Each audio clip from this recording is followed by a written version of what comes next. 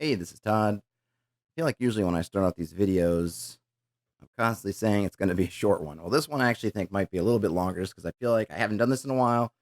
So I have a lot to cover. First off, I'm back from Italy. I was there for a week.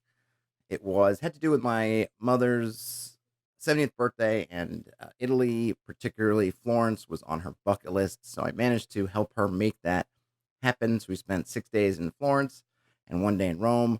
I took a crap ton of photos, which I really haven't had a chance to go through yet. And I'm sure those will filter in to different videos as they go. I think I posted a little medley of some of the videos to YouTube already, so you can check that out if you're interested.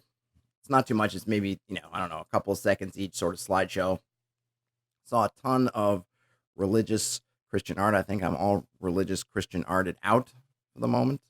But I love a lot of the stuff, the Renaissance and the Roman architecture and things is amazing. So it was really great to be able to see stuff like the Colosseum in person, which I really didn't understand how big it was until I saw it. It really is the size of a major stadium. I think even by today's standards, if I saw that, it seems like that's a proper stadium, which kind of surprised me a little bit. Sometimes things aren't as big as you may imagine. I remember seeing Stonehenge a long time ago, and it's still amazing to think about when you think about the size of the blocks and everything. But when you, particularly the way, at least at the time, I think the road kind of came down a hill and the road went right by Stonehenge. So you kind of see it from above looking down by the road, and you just go kind of, oh, it doesn't feel, it almost feels like that moment in Spinal Tap when they lower down the miniature sized Stonehenge. It just doesn't quite feel as, maybe it doesn't have the impact at first visually that I had that I kind of wanted to. I wanted it to seem just, massive. And even though it is very impressive and I know it's still big and still giant, just that first view didn't give me the best vantage to be sort of amazed by its wonderment. But the Colosseum didn't disappoint in that manner. And of course, Florence was beautiful and Rome was amazing. So it was a great trip, but I am glad to be back. Also, school started. So I had my daughter last week or the week before last, a lot, no, last week too, and the week before. But now she's back in school. So I'm safely free of that entanglement, at least for the most part. So that is great. And it gives me a lot more time to do the work I have to do. And of course, do work on the channel, these videos and stuff. So that is also great. In other news, I finally finished watching all of Dark Crystal: Age of Resistance. I will probably do a video on the Skeksis because I think they're a great model for sort of intriguing villains. But just my overall thoughts on the series, I'm not really going to spoil anything, but I really enjoyed it. I thought the artistry, what they're able to bring forth in the production, was really amazing. The one thing I was a little bit weirded me out at first, but I kind of got used to it, was I was sort of, I don't know if hoping was the right word, that maybe with the Gelflings that they would do something, either maybe use some subtle CGI or maybe do some to give their faces some more expressiveness, because they're, it seems like those masks or those heads they have are really stiff. So they kind of, the mouths move, but you don't get a lot of different expressions. I felt like it was difficult. And at first I was a little bit bummed out that they didn't either change up the masks, or I keep calling them masks, but they're not, change up those heads to give them more, I don't know, movement potential, or again, use some like CGI to give them some expressiveness. But I guess it's something that maybe it struck me at first, and I think I pretty much forgot about it later on. So, you just get used to it and you move on. But otherwise, it's beautiful. I love the fact that they kept a lot of the physical work with the puppets and just the sets and everything. Really great. I also enjoyed the story. I thought they did a pretty good job of taking really a simple kind of fable setup from the movie and giving it some more depth in ways that they could explore. A lot of times that kind of falls apart. I think the classic examples to me of that are sort of I think their name is Imation. They've done a lot of uh, CGI kids movies, and they did an adaptation of the Lorax. I think they also did one I haven't seen of the Grinch, and particularly the Lorax one. It's awful, and because they try to shoehorn all this stuff in that, I think they feel like they need to do, because the Lorax is a very simple story, but now they have to figure out, like, oh, what's the all these different motivations. Oh, we got to have kind of this other guy in there, and oh, we got to try to make the one slur more well-rounded and all this stuff. It just kind of, the way they try to do it falls apart. It seems like they took a screenwriting book, ran through it. Oh, what do we need to do? Oh, we need to give him motivation. Okay, well, we'll do that. Oh, we need to do that. And it falls terribly flat. With the Dark Crystal, I thought they did a really good job of establishing a world that doesn't make necessarily total sense when you get to the movie. I don't know whether this is just a one and done or whether there's going to be another block. They're going to do a series for what comes next. So there's still a gap between, well, how do you get to kind of what it looks like in the Dark Crystal movie with here? But you can sort of see the progression. You can see, like, you can kind of figure out, okay, maybe there's a little bit of, there's some things they may have to explain a little bit, but we can kind of see how they get from here to there. It gives an interesting idea for how the Skeksis operated and how the Gelfling society was, because obviously when we get to the movie, there's only one Gelfling and two Gelflings in the movie, so we don't get a sense of, well, what does it mean to be a Gelfling? And they really do that. Now, that being said, I know this is something that or something that Netflix gets accused of, I think fairly often with their series, is it's too long. They're just, it's 10 episodes, and they probably could have been 6. I mean, it feels like, and I would say that the beginning is particularly slow.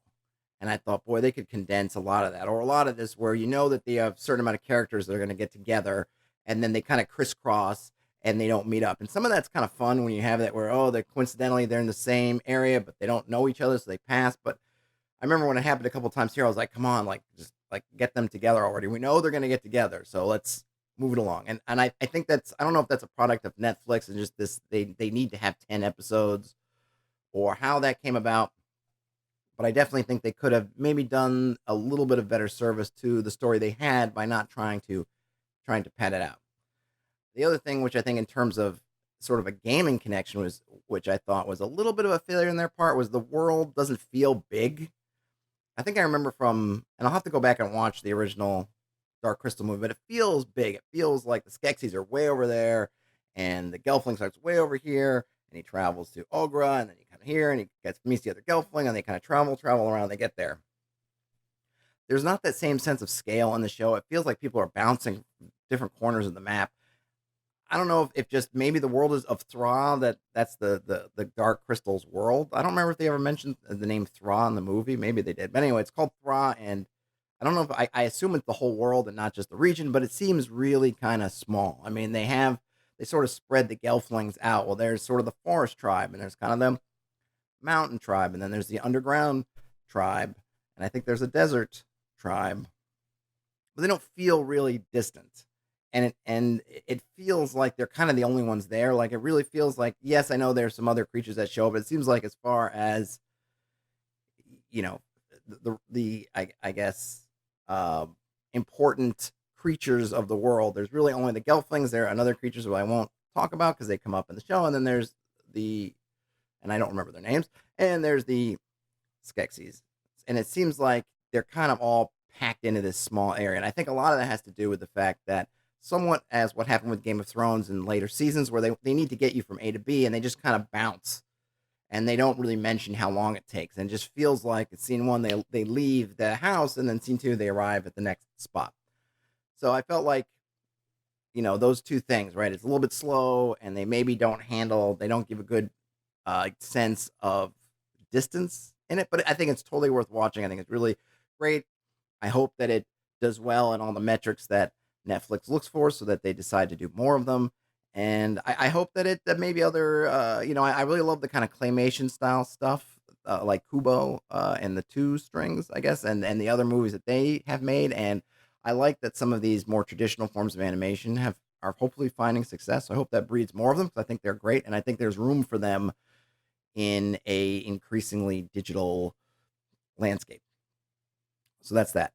So another thing is I'm very far behind on, but I'm going to get into, or are more of these rulebook read-alongs. I've done, I think, 2 of them. One of them was just a very small supplement, and another one was looking at the Black Hack and and its hex crawling rules. But I have a couple of books and supplements I've gotten from people to review, and I will probably do more of those read-alongs.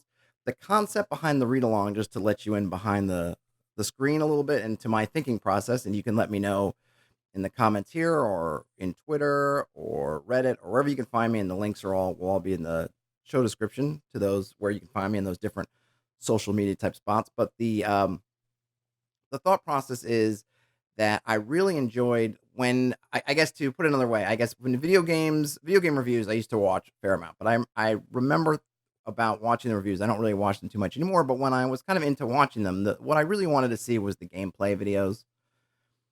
I wasn't so much interested in the opinions because there were very few of these guys that I thought, oh, here's someone's opinion who I always agree with, who I'm really into. So I would watch it. I want to see the gameplay videos. I really just want to see what the game's about, and not only what it's about, but sort of how it's played, what it's like. And I remember, I think it was Giant Bomb was maybe the first ones that I saw. There might have been others, these kind of quick look style videos where they're actually sitting down and playing the game.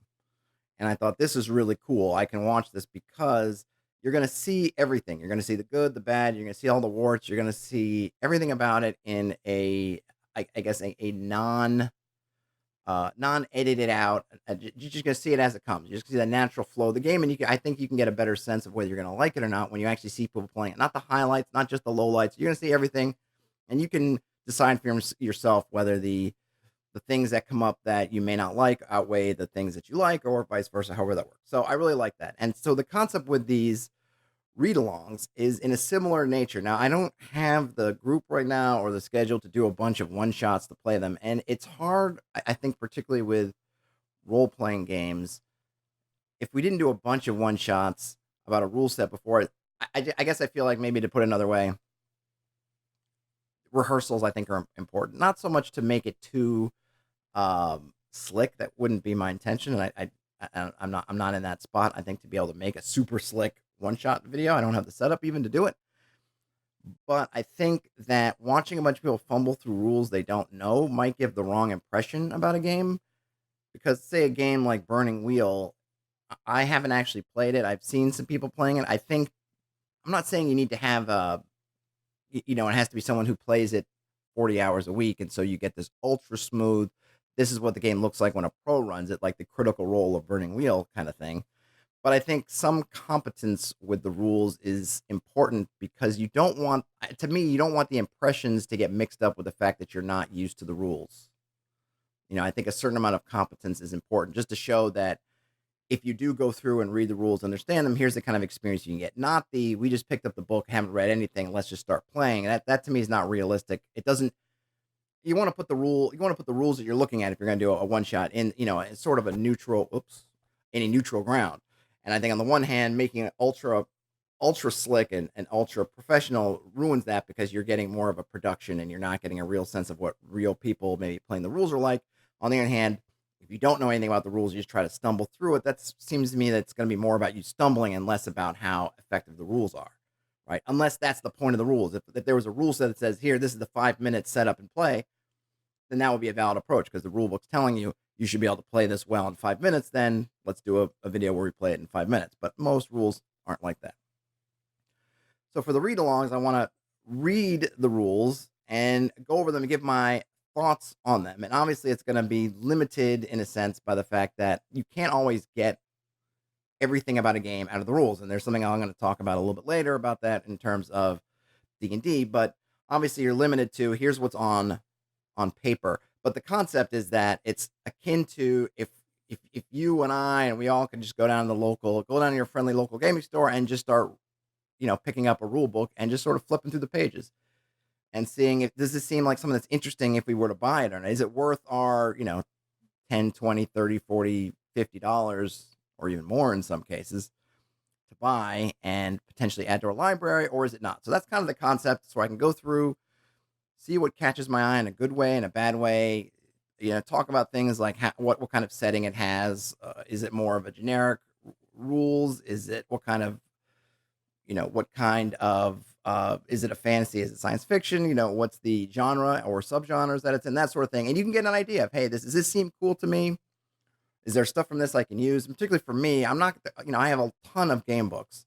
I have rules and rules of things I probably will never get to play in my life. But the ones that I've chosen to keep, I think, are ones that add to my knowledge. They add to things that I can pull into other games, whereas it's homebrew stuff that I'm adding to a game like 5th edition, whether it's just ideas setting-wise. So when I look at a book, those are the things that I value from reading it. So that's why I will try to pass on to you, and hopefully in a way that makes it interesting and maybe can look at it and help inform. If it's something that's been on your radar to maybe purchase, then it'll inform you. So that's what's I have a bunch of those coming up, and I will try to just do them as I can get to them. So keep that on the radar.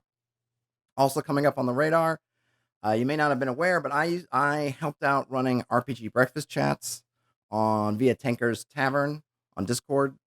It went into hiatus over the summer. It's coming back, and I'm pretty much taking over the main hosting duties. So we should be, I believe, this coming Sunday, and I'm recording this on Tuesday, the was it 9th, 10th, Tuesday the 10th. The first one will be this coming Sunday. So what? Tuesday 11, Wednesday 12, 15th, I guess. So keep those on your calendar. If you're not in Tanker's Tavern Discord, I will put a link to that in the show description. So come on, join us. They run from 10 to 12 Eastern Standard Time on Sundays, and we talk about all kinds of stuff. I have a couple of them that have been recorded. They're just audio, so obviously it's not fun to view, but they're up here on YouTube. You can see those are the ones that I participated in directly. A lot of times I did kind of the audio after the fact and when the other host was hosting, but now I'm taking over full time, so unless I have some other engagement and I'm asking someone to sub for me, I will be there, so you can also come in and pester me and ask me stuff, and we can chat. So usually how the show works is there'll be an hour where it'll be me and the co-host going over some topics, then or maybe the hour and a half somewhere in there, and then the last hour and a half hour will pretty much be open discussion, open questions. We kind of throw the mics open and let everybody come in and ask us stuff or comment on stuff, and of course there's a chat also, so you can obviously type in comments and things as well. It's fun.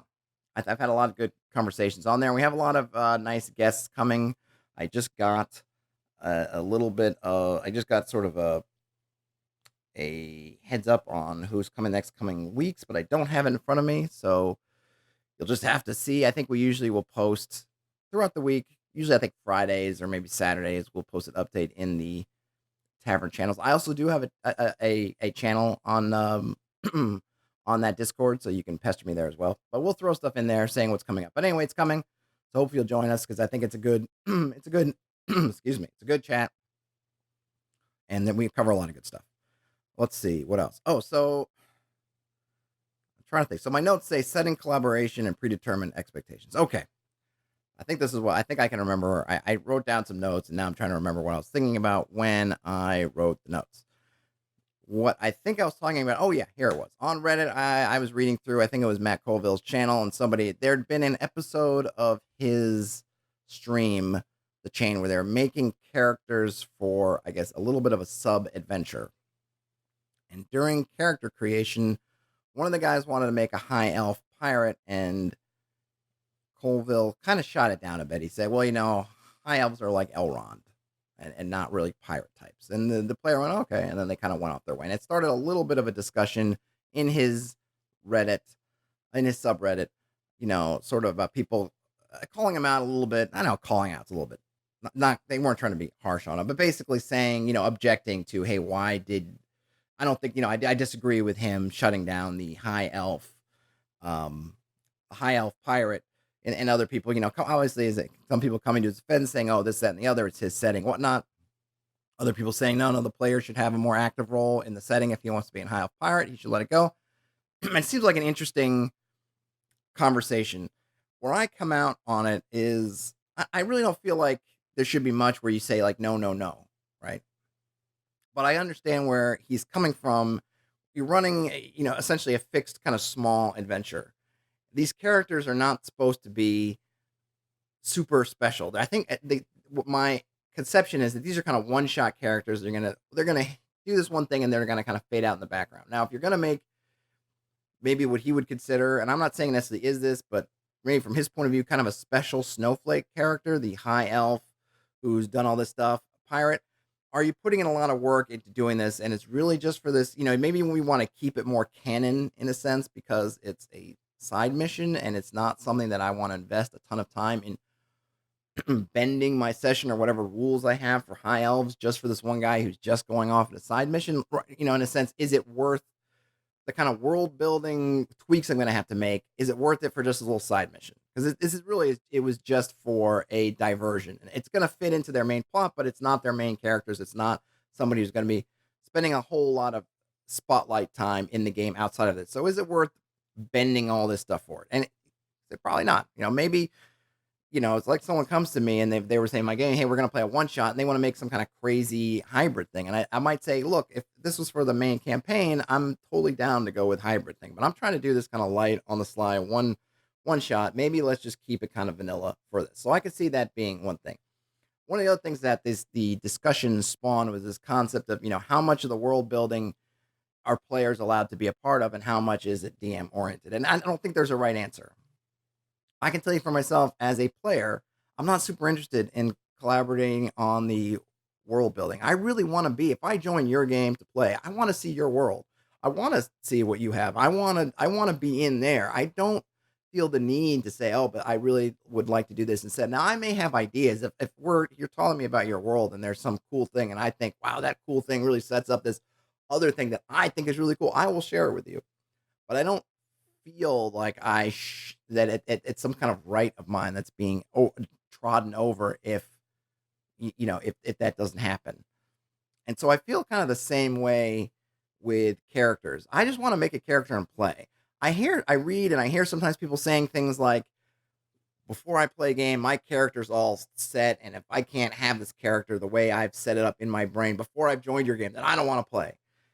And I think, man, I don't know if I want that kind of player at my game. I want someone who's going to look at what the setting and sit down with us as a whole and come up with a concept that way. I don't want somebody walking in and they've already got everything set up already, and they're not taking anything about the game that we're doing in account. It's just preset. I'm going to play Batman, and no matter what, I'm playing Batman. And if you don't let me play Batman, then I'm out.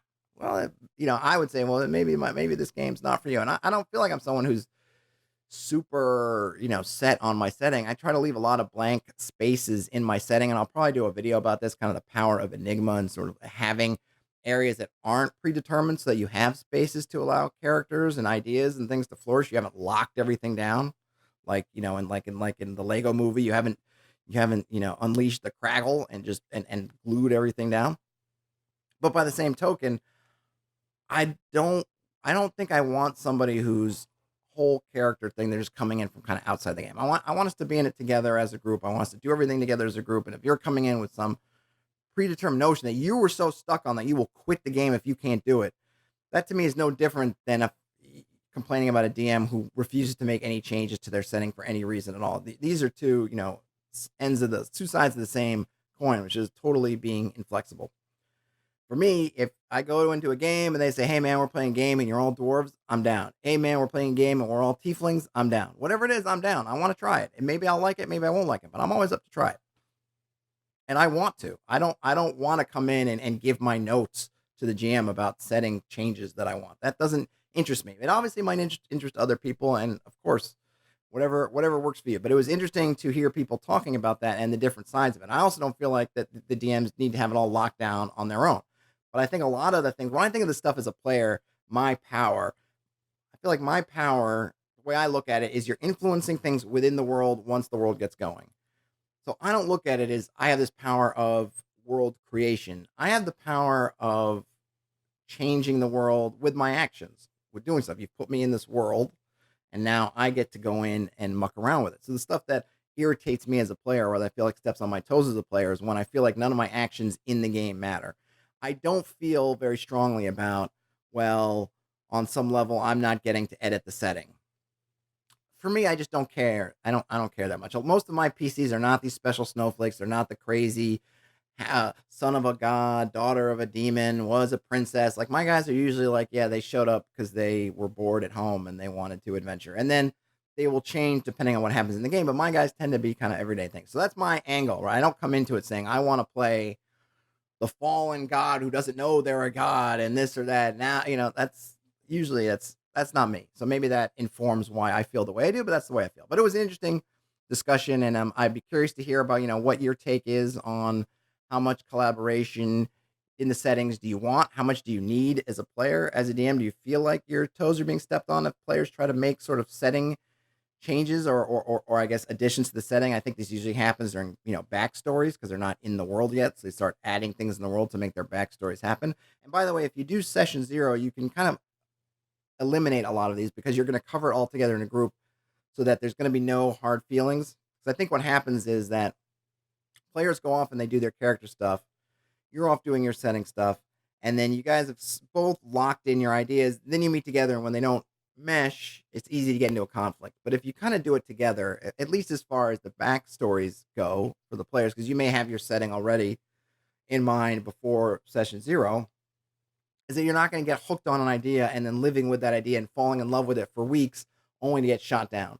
Because if you bring it up and say, ooh, I'd like to be, are there high elves that live in the sea that could be pirates? Then if that's not my thing, I can just say off the bat, no, that's something that happens here, but we got this option instead. Or maybe we can make this happen. Or I think I can think about how a particular sect of high elves went rogue and went to the sea and did that, and then we can all work together. But you don't get locked in your ideas and live with them too long to fall in love with them. So, it's just another thing that I think if you have session zero, I think it's a good thing.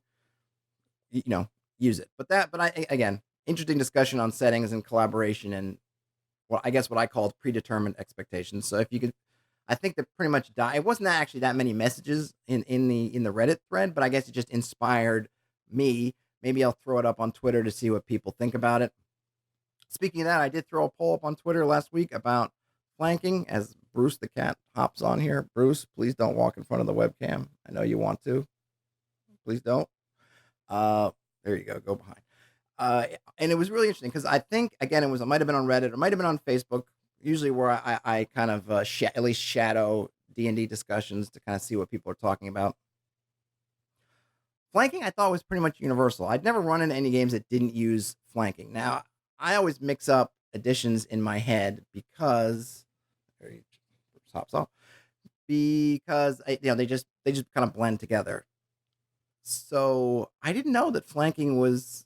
I know it was sort of set as an optional rule, but I just thought that everybody used it. I didn't realize it was quite as divisive as it turns out it was when I saw it was either Reddit or Facebook, almost a 50-50 spread as far as people who liked it and just used it sort of as presented in the books, and then people who either didn't use it at all or heavily modified it.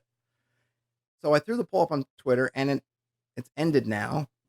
I will put a link to that tweet. You can take a look at the results. And there was a big, long discussion that happened on Twitter around the poll, which I was super happy with because I think everybody was really thoughtful in their responses. And there was really some good back and forth chatter. So I encourage you to check out that thread if you're interested to see what people were saying. And of course, Twitter never dies, at least not yet. So you can obviously add your voice to the discussion even late if you see something in there you want to respond to. It was interesting. So I'm not going to tell you what to do in your games. I've always thought that flanking is one of those just such a basic principle of combat and war that I couldn't see not having it in some form in my game. I want to reward people for that kind of tactical thinking of you get on this side, you get on the other. So it definitely shocked me that there were a lot of people who were like, I just don't use it. The reasons were interesting. So if I'm remembering correctly, the top reasons seem to be A, it's too easy. B, it steps on the toes of other of class abilities. I think those are the main two. I was going to say C, and now I'm trying to think in my mind, and I can't remember what C might have been. Sort of a subset of B, which I guess I'll say was that it makes pack tactics less special. That one kind of blew my mind because pack tactics, A, it's GM facing, so who cares if it's special or not? B, the other one may have been maybe /D was there's so many ways to get advantage that it seems superfluous to have another one. I'm not going to tell you what to play in your games. Whatever you believe, it's cool. I think that, so to go back to pack tactics, that one sort of blew my mind because one, it's a GM facing power. It's a monster power. So the specialness it has nothing to do with the power itself. It has to do with how you present it to the players. So if you're just presenting it as, okay, they get pack, the two goblins have pack tactics, they get advantage. Yes, that could read the same as the two goblins are flanking you, they have advantage. But that's a really boring, terrible presentation, regardless of whether they have the same effect or not. Tons of things have the same effect. Damage is the same effect. I mean, we don't say, well, why do you have axes? Because swords do the same damage. They both do some D of damage. So, don't have swords, only have axes. No, because when you hit with an axe, we try to, as a player, as a GM, you might narrate that versus a sword. The goblins who are shifting around in front of you, dancing around, confusing you is different from them getting around you and one on one side, one on the other side, trying to, tactically shift you into a bad spot. So they don't read the same from a fictional standpoint. They should read fairly differently, uniquely. And if they're not reading it, then to me, that's a problem with the person doing the describing, not the fact that you have these two abilities. The second is that they're not the same. And I guess the second thing I would say is, and I think this goes for the other point too about it's stepping on class's toes. They're not exactly the same. Okay, yes, they give you advantage, and some people said yes, you can get advantage from a lot of different things. Granted, that's kind of the advantage mechanic. The advantage mechanic was made so that you get it from a bunch of different stuff because they're doing away with all the mini pluses that you might get from different things. So all those different abilities that would give you +2, this gives you +1, this gives you +4, or whatever, was all melded into advantage. So of course you're going to get advantage from many different areas. That's the point of having a simplified advantage system. The other point is that you can get rid of advantage really easily too. All you have to do is do something against disadvantage. Any kind of source of advantage you get are wiped out. So it's kind of easy come, easy go, at least in my mind. So I feel like that's a silly argument. Of course, you're going to get advantage from many different places. The other thing is, I wonder if people are playing flanking correctly. Looking in the DMG, and I double checked as far as what 5th edition says, you have to be on opposite sides of a creature. It's not you're here and then your allies kind of catty corner. They have to be opposite. And the book actually gives you both on a hex grid and a square grid that, hey, look, you got to be opposite. So it's not that easy to get to. And what I guess we're getting back to what my original, not original thing, but the second thing I was going to mention is that I think that if it were a core feature of combat and then you had these class abilities and they were worded more as this is improved sort of flanking, because now with pack tactics, you don't have to get on opposite sides. You can just be next to each other. Or the same thing with a thief and a barbarian. You don't have to be opposite. That they look at as this improves flanking, makes flanking easier. I wonder if a lot of those arguments would go away. That it was more like, hey, everybody gets this ability, but these classes get it easier, easier and more improved. But I wonder about the thing with the flanking positioning, because the main one thing people said it was this easy. It kind of negates all these others because it's so easy. And I wonder, like, why are people saying it's so easy? It doesn't seem all that easy to me. As a GM, I think that if you're setting up your combats and you have, okay, let me back up. Let me say this again. Another thing that I mentioned was that people were saying from 3.5 before you get into what they were calling the conga line of death, which I have seen. You get people lined up one after another, one next to another. Each one's trying to flank, and you get a whole line of people. And then you have people saying in this discussion about how it's too easy to get flanking. I'll probably have to make a whole video about this because I think it's something that might be a good thing to know. I think people are not using enough creatures in their encounters. If you have the same amount, so there are kind of basically two kinds of creatures in the world, and this would say for player creatures as well. As far as combat goes, there are creatures that want to get up in your face, and there are creatures that don't want to get up in your face. So either the creatures want to run up against each other, or at least they want to be right up next to you, and there are ones that want to keep their distance. Whatever it is they're doing, they want to stay away from you because that's how they're doing their thing. And then there are ones that want to be next to you and do their thing. If you're getting a conga line of death, that means that you basically have the same amount of creatures on both sides who want to get up close to each other because they're basically lining up, partnering one to one to one to one. If there are more creatures that don't, if you have wizards back here and they have evil archers back here, they don't want to be next to you, so they're not taking part in the conga line of death, and they're just going to shoot either over it or into it or whatever they're going to do. If you, as the GM, add more creatures in the mix, the conga line falls apart because there's going to be, what do you do with those extra 5 thugs that aren't in the conga line? Either they're just going to surround somebody, or better yet, they're going to run around the end of the conga line and go attack the wizards back there. And this also goes for it's so easy to get flanking. It might, if you're fighting a single creature or you're fighting a creature that you outnumber, it is pretty easy. You got 30 feet of movement. It's not hard to count the squares. You're going to get into their threatening area and just going to move around them and get around them. But if there's a bunch of creatures, it's not easy. And as I mentioned in some of the responses on Twitter, if you have 2 fighters, or the fighter and the rogue, and they're sitting there doing this dance, and there are other creatures around, like, are they like, who's protecting the people who are not that, the non-heavily armored types? Who's protecting the maybe the missile firing ranger, or the wizard, or the sorcerer, or the warlock. Like, who's watching that? And it kind of came down to this idea of, someone said, hey, it just doesn't even exist, was defensive lines. I think the reason why people say it doesn't exist is because a lot of situations don't force that necessity of defending your lines. One guy made the argument of, well, you just space guys around and nobody wants attacks of opportunity and nobody goes through there. Well, that might be true. If I had two orcs and they're low on health, no one's going to want to eat those attacks of opportunity and go through. And I think you do end up in a situation that opportunity attacks, which I don't really like, cause you to be in sort of a stasis situation. You don't want to eat the free attack to get somewhere, so you end up just taking your lumps and sitting still. But if I have, say, 6, 7, or 8 goblins, you can only get a couple of opportunity attacks through there. So if I have 8 goblins and they can all basically run through the gap, maybe 2 of them go down. That's still 6 that make it through unimpeded to the other side, and they just go. Somebody actually told me, like, well, why would they ever do that? Why wouldn't they all just attack the fighter? Why? The fighter's a walking tank. Even if you're an animal, watch nature films. The lions, they don't go after the biggest, wildebeest in the group. They're trying to single out the baby wildebeest in the back. And certainly, if I have, to use an example, if I had 4 goblins against 2 party members, 1 fighter and 1 wizard, maybe the fighter's doing 10 points of damage per round average, okay, and the wizard's doing 8. But the wizard I can take down in maybe 1 round, or I have to try to take, say, 4 rounds to get the fighter down. It's worth my time if I can get the fighter out of the way enough that I can get at least a couple of my goblins out to that wizard. If I can send 2 goblins around, if I can put 2 goblins on the fighter, keep him occupied, send the other 2 goblins around and knock down the wizard, that changes the whole battle. If I just put all 4 goblins on the fighter, maybe the fighter just goes defensive and just allows the wizard to pick off guys. And he's got a lot of hit points. He's got a lot of armor. He's hard to hit.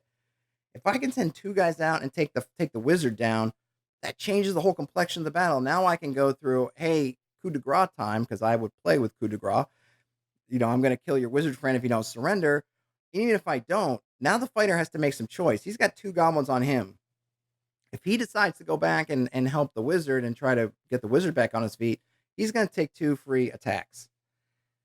If he goes over there, the other goblins might get free shots on him. Then the other goblins get free shots, can come back and get some shots on him.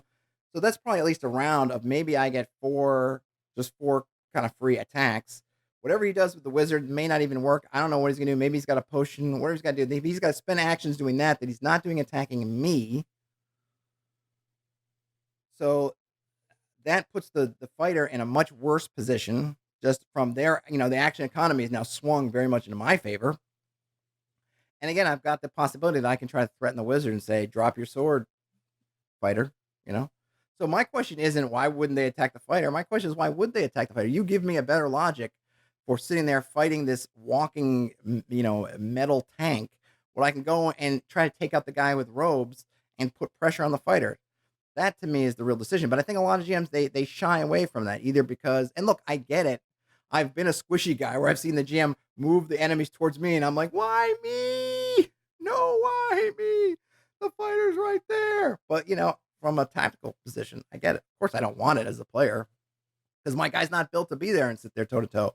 But that's just why, from a tactical standpoint, if I'm a creature that wants to get up close to stuff, I want to get up close to the thing that doesn't want me close to them because they can't deal with it that well.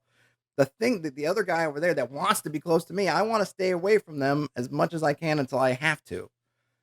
So, you want to move around the battlefield, moving around. And that coming back to flanking. Part of the idea with flanking, I think that's intriguing, is it gives you an advantage, in this case, literally an advantage, but it has a cost because you're moving out of position. And if you have a bunch of enemies and they have the freedom, now you've given them basically the free movement through the terrain because you're not blocking anywhere. You've made a tactical decision. I want that advantage, and I'm hoping that either they're not going to just run behind me, but I'm gonna make them pay for it, and that's your consequence. So the people who say like, well, they just move around, they get this free advantage, it's too easy. I think to me is you're making the battle too easy. You're not making them have to make. That's not a meaningful choice. If there's no meaningful choice to flanking at all in the way you run your games, yeah, it probably shouldn't be there. But I would say rather than taking it out, I would say add more creatures to your combats to make those choices meaningful. And I say number of creatures because it's not just about bulking up. I'm going to take a bugbear and I'm going to triple its hit points and I'm going to do that because that doesn't really make the fight. It just elongates the fight. The tactical choices are all about seeing the pieces move around the battlefield. And the easiest way to do that from a GM, and if you've heard me, I think I've mentioned them in the past, and I know other guys have mentioned them too from 4th edition, minions were great about this, is they're guys that you can throw a bunch of them in your combat. They don't do a lot to imbalance it because they go down in one hit, but they force the party to make choices. Do I take out this mass over here or this mass over here? Or do I try to take down the captain or this other big guy over there? What do I do? And if you're not giving your party meaningful choices in their combat, then you're not utilizing your combats the most that they can be. And I think a lot of that is because, or I think that this discussion about flanking kind of seemed to reveal to me, if I was reading things correctly, that people are not using, they end up using, around as many combatants as there are party members. And even if they're not more that are in a position to really make big tactical choices. They're kind of in a spot where they don't impact the tactical movement. Maybe they're there, but it's like, oh, they're archers behind a wall. So we got to deal with them, but they're not really forcing a lot of changes. Put more guys in your battlefield. I haven't done a tactics video in a while, so I will probably do a more full length video on that.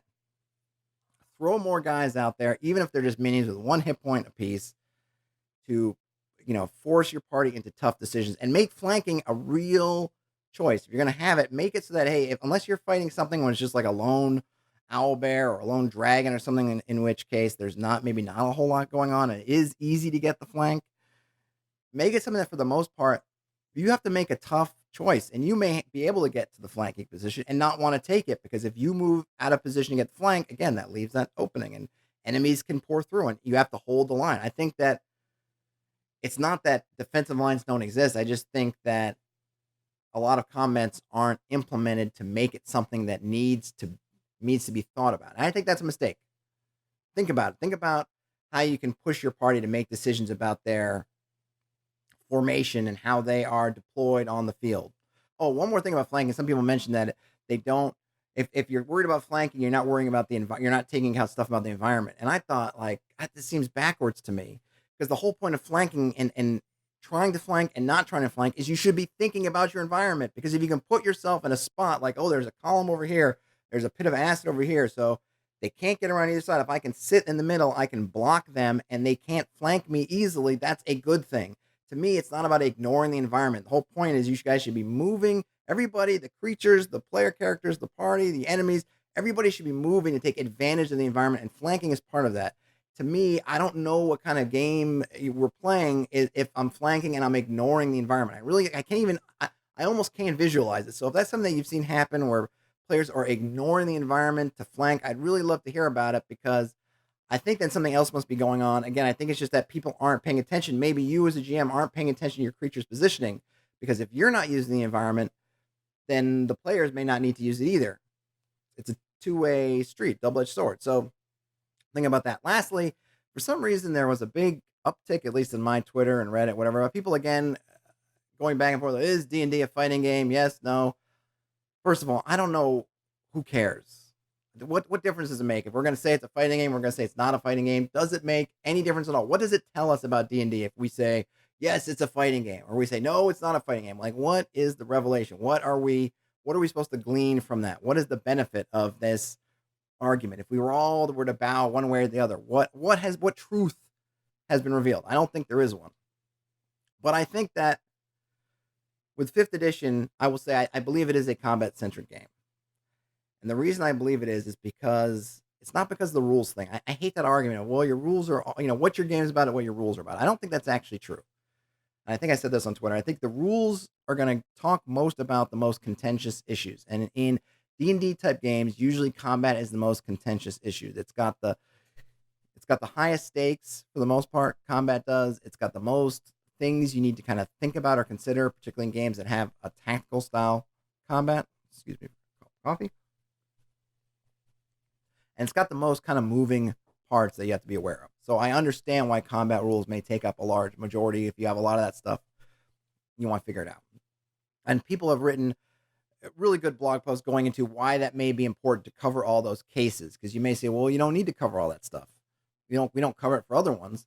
But I think part of it is it people have mentioned about for D&D is that it helps show you the deadliness of things, to go into the detail and show you kind of all the ways that these things can go against you. So maybe you should think about it. If you look at flanking, it's something you can do, but it's also something that can happen to you. It makes you aware of that. But like I said, I think, combat or D&D is a combat centric game, and it's not because of whatever rules count. So I don't think it's actually all that many more rules about combat than anything else, but you get people just spout out, oh, if your rule book's 95% about rules, then it must be about combat. It must be about combat. But, which D&D source book, is 95% about combat? I don't think any of them are.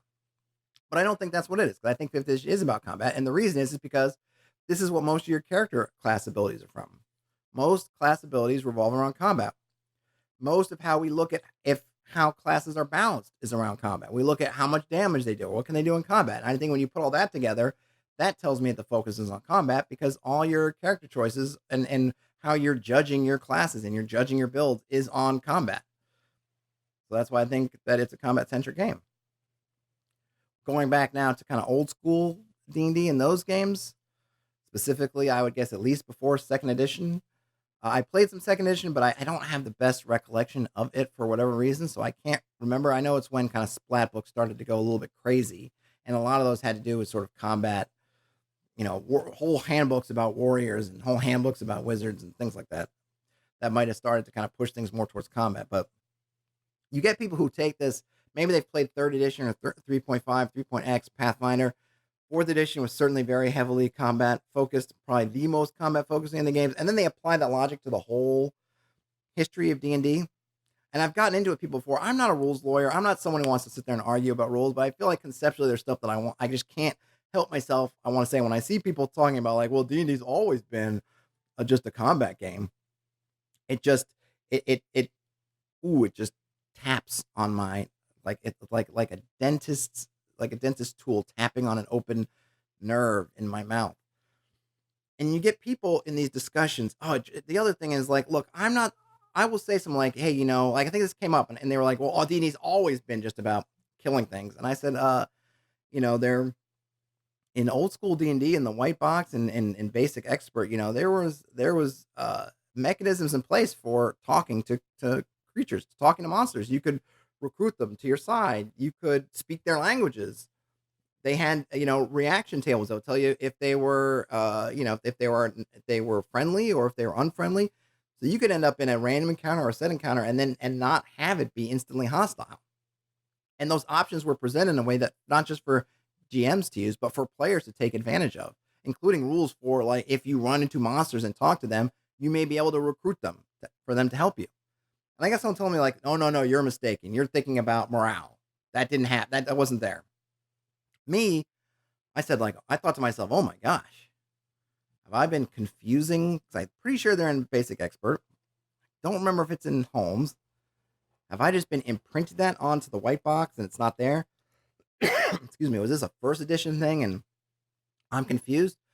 So I went back and I looked it up. Sure enough, I found the where it's saying how you can talk to monsters, including alignment languages. You can always fall back on that to talk to monsters and not just attack them. The table where it talks about how you can potentially hire monsters and how they react to your offers of employment. Then I found the table that has reactions, no, not just morale, but actual reactions that say that you could be, you could be friendly and not just hostile, and what that means, not only for the creatures, but for players and what they can do. So I was on my phone, and of course, part of me thinking, well, why am I spending all this effort doing this? But I was doing it. I'm on my phone. I didn't want to take screenshots. So I'm like, okay, I just grabbed the page numbers. I have all the licensed PDFs from drive-through on my phone. So I throw a tweet out there responding to that person saying, yeah, okay, I found everything. Here they are. Next thing I get back is, well, it doesn't matter anyway, because if you're 95% about combat, you're about combat. And it just makes me want to pull my hair out. Like what a bogus thing to say. Like, you're wrong, and you won't just say, oh yeah, how am I bad? Well, I was wrong. I must not have seen that. You got to just then throw down that even if all this stuff I've been hanging my hat on is wrong, it doesn't matter anyway because of this other thing. And then that other thing is wrong because in the white box, you have 3 booklets. Now, granted, one of them is all basically monster descriptions, so you could toss that one out. There's like a page and a half on combat. One page and then half of another page is basically all there is on the combat system. That's it. Now, granted, they say that you can use the stuff in chainmail combat, but I don't, when you hear people talking about it, you read people talking about their experiences of the white box, people who played it when it came out, and really nobody played by chainmail rules. They all played by what they called the alternate combat system, which is in a page and a half. So it's not even, you can't even make the argument that is 95% rules about combat. That's just totally wrong. So the last thing this brings me down to is I feel like this person who obviously had read at least some of the rules of the game because they knew stuff that they'd know, that they'd seen, had never really played the game. They'd only read about it. Maybe they'd read blurbs about it. Maybe they'd read other people's, other people's summaries of the rules. And this is getting back to my read-alongs. What I will definitely be sure to admit, it's in the name of the videos and thing is I am not going to pretend that I have played the games and can speak authoritatively like I have played them when I've only read them. Because there are things that you don't get through reading the rules or reading someone's summary of the rules or reading someone's review of the rules. And you get a lot of people on there who will talk about a game. And on Twitter, you don't know them, you don't see them, you can't, the only thing you can do is when they say something like these people say, you can just call them out on it. And the reason why I get so caught up in it is because I don't want this stuff to stand. Like these people are talking to a bunch of people who are following them. Either they follow them directly on Twitter, or they're following them through hashtags. And they say this stuff that is just not true. And it stands there unless someone challenges them and say like, hey man, you're wrong. I'm not trying to whatever other point you're making, I'm down with, but this things you're saying is wrong. So I always feel like I get like thrown in there. Like I don't want to respond, but I feel like I got to respond. The point is, I think is whatever point the point is about D&D is I don't think it was always a combat game. I think that when you get back to the white box, it gave you, things were so brutal, right? Oh, the other saw is that, it's based on chainmail. Chainmail's a war game. Yeah, but in chainmail, a first level character dies in one hit, which is pretty much what combat is when you're first level. Unless you get lucky because you're rolling dice for damage, so you don't necessarily have to die, and you roll dice for how much hit points you have. You're gonna die in basically one hit.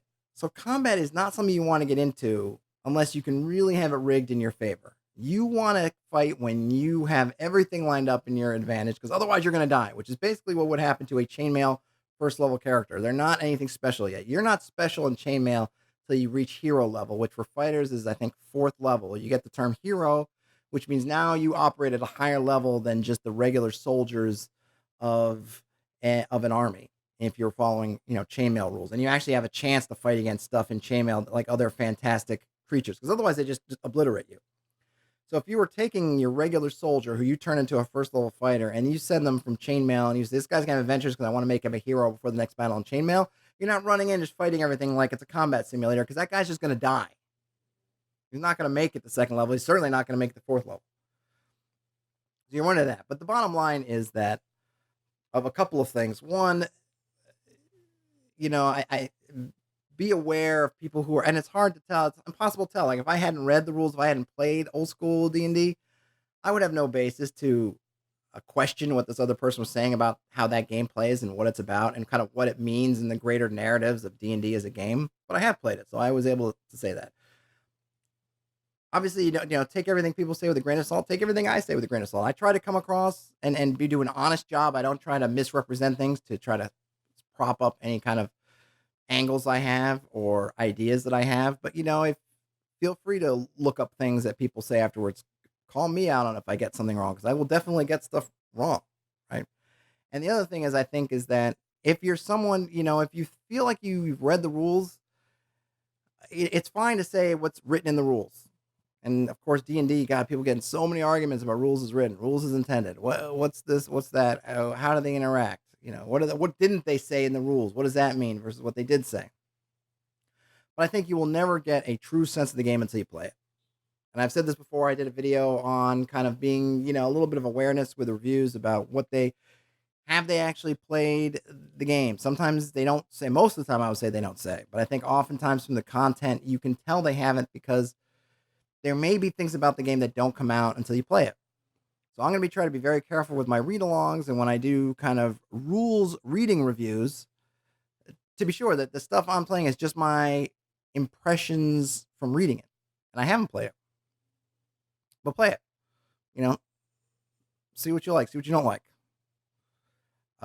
That's all I've got. Wow, it's been almost an hour. I've been blathering away here, so I'm gonna hang it up. I will have more videos to come very soon.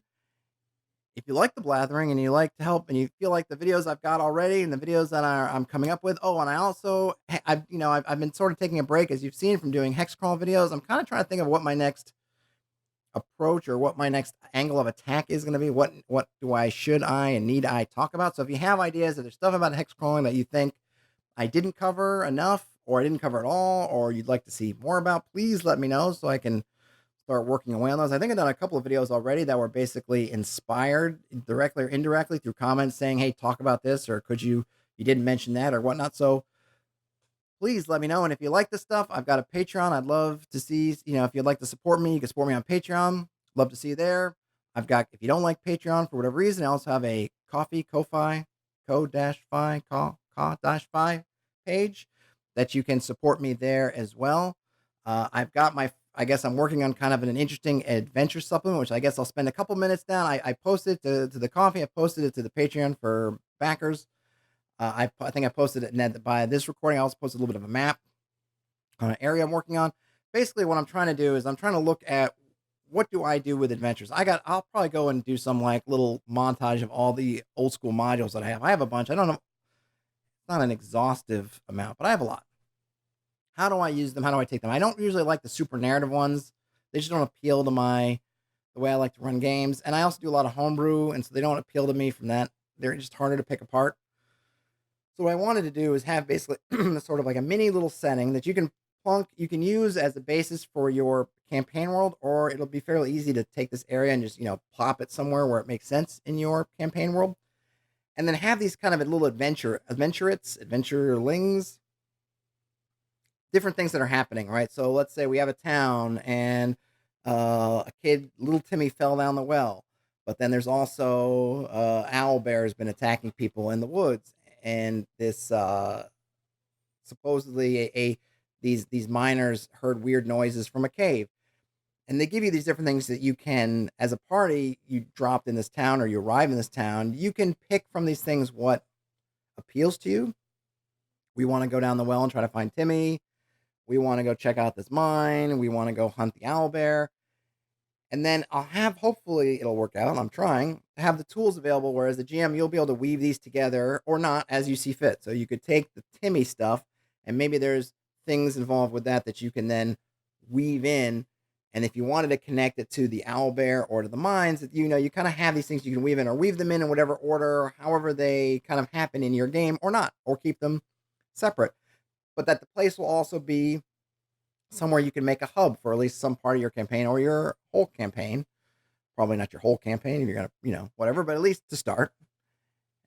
And, you could spread from there. And I wanted it to be, I've seen where people say, like, here's the hex and here's a bunch of stuff in the hex, now go. And that works.